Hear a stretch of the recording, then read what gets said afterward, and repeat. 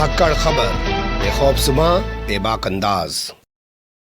धाकड़ खबर में आपका स्वागत है। मैं आपके साथ हूं अकरम रईस खान। उत्तर प्रदेश से एक बड़ी खबर आ रही है। एक आईपीएस ऑफिसर जो डीआईजी होमगार्ड हैं संजीव कुमार शुक्ला, उनको सस्पेंड कर दिया गया।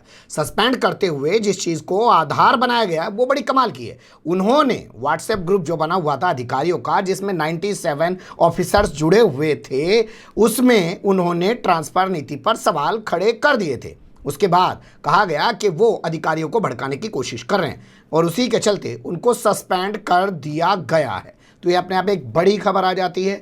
और ये आदेश जो जारी हुआ है होमगार्ड जो अपर मुख्य सचिव हैं अनिल कुमार, उनके हवाले से जारी किया गया है ये आदेश। तो इसे कैसे देखा और समझा जा सकता है, मुझे लगता है इस पर ज़्यादा बेहतर बातचीत अगर किसी अधिकारी से की जाए तो वो हैं आईपीएस अमिताभ ठाकुर जी। उनको भी आप जानते हैं जबरन रिटायर कर दिया गया, उनके घर भेज दिया गया। वो इस पूरे मामले को लेकर अदालत पहुंच चुके हैं। उन्होंने भी अपने जबरन रिटायरमेंट को चुनौती दे रखी है। उस पर एक अलग बातचीत करेंगे उनसे, लेकिन आज बात करेंगे संजीव कुमार शुक्ला को लेकर। सर, ये खबर आपकी नज़र से गुजरी होगी, आपने इस खबर को देखा होगा। व्हाट्सएप ग्रुप पर लिखना और सीधे अधिकारी को सस्पेंड कर देना और ये कहना कि वो भड़काने की कोशिश कर रहे हैं, इसे आप कैसे देखते हैं?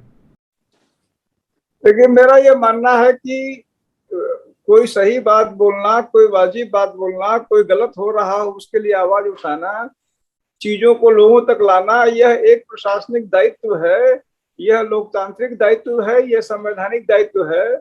इन चीजों के आधार पे इसलिए कि आपने सही बात क्यों कह दी, आपने सही बात को सही ढंग से क्यों कह दिया, एक्शन लिया जाना निश्चित रूप से घोर आपत्तिजनक है, अनुचित है और कहीं ना कहीं एक बड़ी प्रशासनिक बेईमानी है।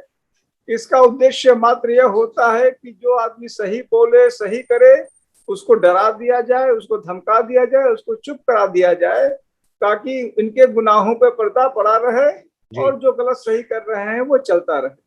जो गलत सही कर रहे हैं वो चलता रहे। जो रिपोर्ट्स आ रही हैं उसमें कहा जा रहा है 97 ऑफिसर्स इस पूरे ग्रुप में जुड़े हुए थे, जिसमें से 86 ने संजीव कुमार शुक्ला द्वारा उठाए गए सवालों का समर्थन किया। सिर्फ 11 विरोध में थे, लेकिन बताया जा रहा है कि कुछ हॉट टॉक हो गई थी उन्हीं 11 लोगों से। बस 11 लोग अगर किसी मामले में सवाल उठा रहे हैं और 86 लोग समर्थन में हैं, फिर भी सस्पेंड कर दिया जाएगा सर?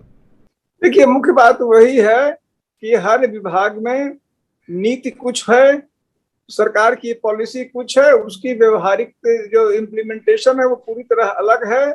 घोर बेईमानी हो रही है, मंत्रीगण घूस ले रहे हैं और प्रमुख सचिव उनके जो है बेईमानी कर रहे हैं। जो इस पे आवाज उठावे उस पर एक्शन हो जा रहा है, चाहे वो संजीव शुक्ला हो चाहे कोई और हो।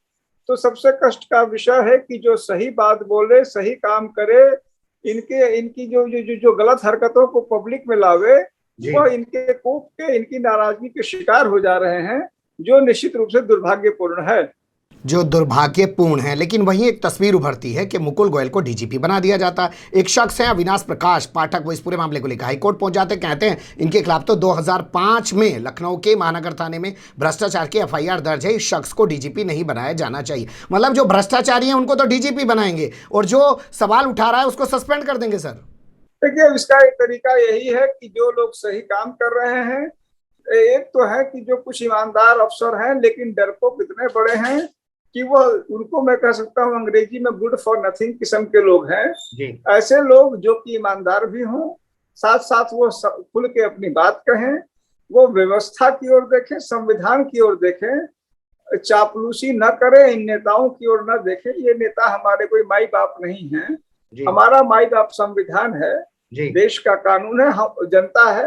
हमारा ध्यान उनकी तरफ न हो, उनकी तरफ हो, न कि इन नेताओं की तरफ जो कि अपना उल्लू सीधा करना चाहते हैं और वह भी हमारे मार्फत से अपना अपना काम बनाना चाहते हैं, अपने गलत काम हमारे माध्यम से करवाते हैं। आपके माध्यम से एक आईपीएस ऑफिसर या पुलिस महकमे के माध्यम से वो अपने गलत काम करवाना चाहते हैं, लेकिन अगर आवाज उठाएंगे तो सबका हाल अमिताभ ठाकुर जैसा नहीं कर दिया जाएगा कि जबरन रिटायर करके उनको घर भेज दिया जाएगा सर? देखिए, आवाज उठाने के परिणाम जो भी हो, आवाज उठाएंगे तो कुछ कष्ट होगा, वो एक अलग बात है। लेकिन आवाज नहीं उठाएंगे तो व्यवस्था कहाँ जाएगी, देश कहाँ जाएगा, तंत्र कहाँ जाएगी, जनता कहाँ जाएगी? तो मुझे लगता है कि जिसको जो झेलना हो झेले, लेकिन आवाज उठाना जरूरी। क्या पुलिस का भी सांप्रदायिकरण हो चुका है, क्योंकि सत्ता में बैठे लोग सांप्रदायिकरण को आगे बढ़ा रहे हैं और इसलिए बहुत सारे पुलिस वाले या बहुत सारे ऑफिसर जो हैं उनका समर्थन कर रहे हैं कि ये भी हमारी आइडियोलॉजी के हैं और हम भी इन्हीं की आइडियोलॉजी के हैं? फिर मैं सिर्फ इतना कहूंगा कि उन्होंने सही आवाज उठाई, उनको सस्पेंड किया गया, वो गलत था।